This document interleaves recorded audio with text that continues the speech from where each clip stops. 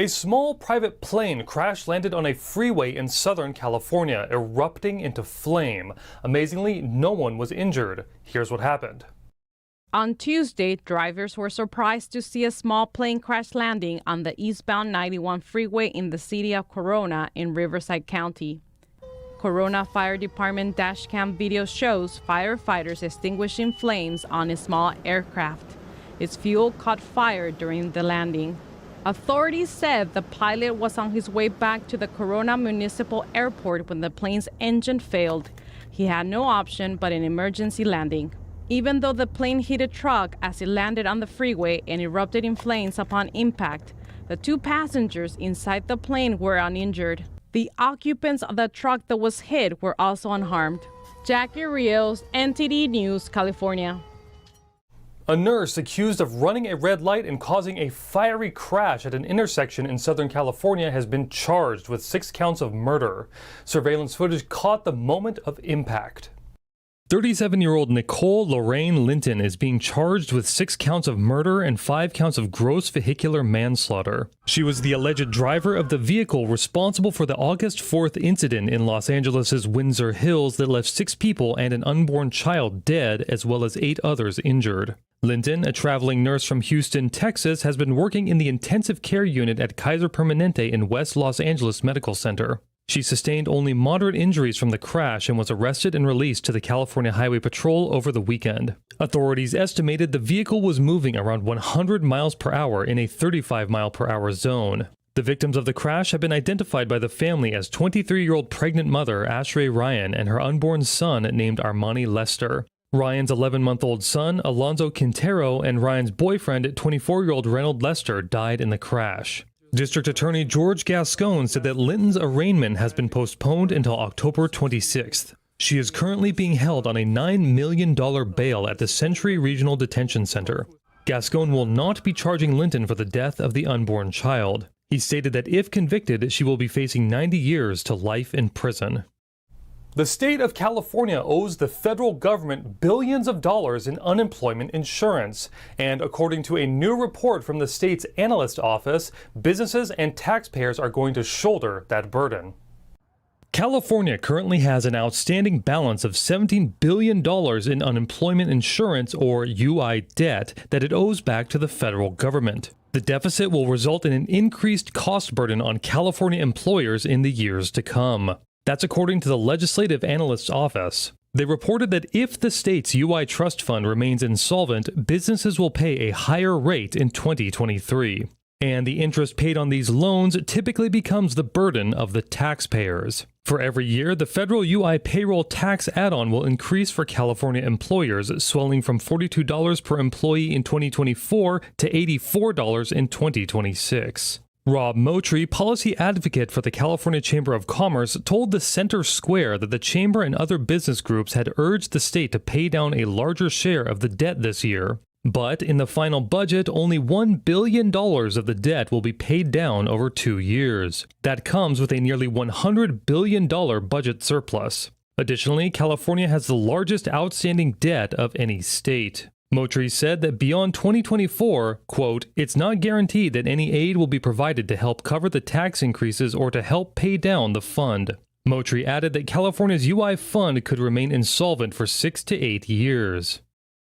Authorities in one Northern California county said dozens of illegal guns were confiscated this year. Now they want to ramp up efforts to keep illegal guns off the streets by getting more resources.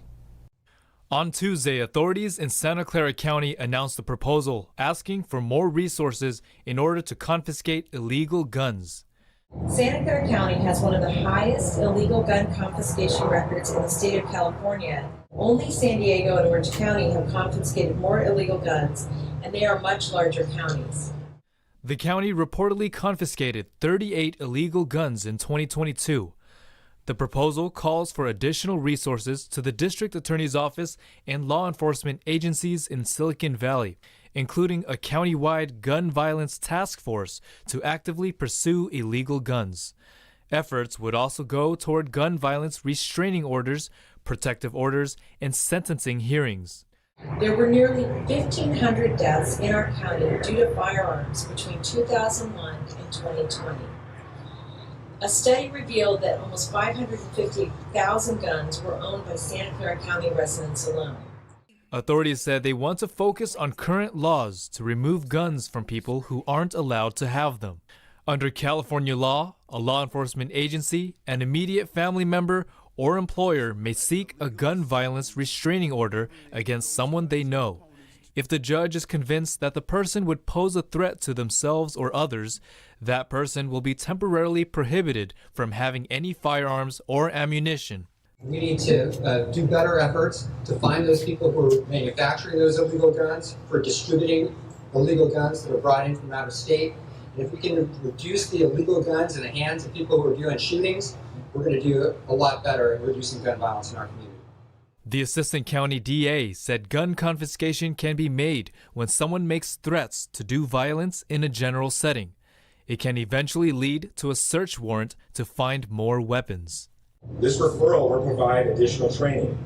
Gun laws change rapidly, and our officers need to keep up to date on what weapons are illegal to possess. The DA's office currently provides us with a valuable resource. It's called the Gun Violence Cheat Sheet, and an expansion of that program will only help. Chavez plans to ask the other county board of supervisors on August 16th to provide more resources. David Lamb, NTD News, California. Up and down the state, California residents are struggling through extreme drought. In many areas, residents are not only encouraged to conserve water, but some are restricted on how much water they can tap into for outdoor use. And it's even more complicated for Southern California residents who live about 22 miles off the coast on Catalina Island. NTD's Bill Thomas reports. For Catalina Island's roughly 4,000 full-time residents, most of whom work and live in the city of Avalon, fresh water is always a prime concern. The island is about a 1-hour ferry ride from Long Beach, and a gallon of water on Catalina Island can cost 6 times more than the price you'd pay in most of Los Angeles. Avalon resident Lori Snell told the LA Times that she recently spent $50 to do 3 large loads of laundry. She went on to say that while drought conditions are tough for everyone in California, the situation is more complicated on the island, not only for residents but for businesses and tourists as well. Snell added that to live and thrive on Catalina, you simply must have fresh water. To that end, the island obtains about 40% of its drinking water from a desalination plant which opened in Avalon in 2016. That plant, owned by Southern California Edison, produces 240,000 gallons of drinking water daily. The last significant California drought from about 6 years ago forced island dwellers into severe Stage 3 water restrictions. At that time, local restaurants used paper plates to avoid running dishwashers, and hotels sent their linens to the mainland for laundering to help conserve water.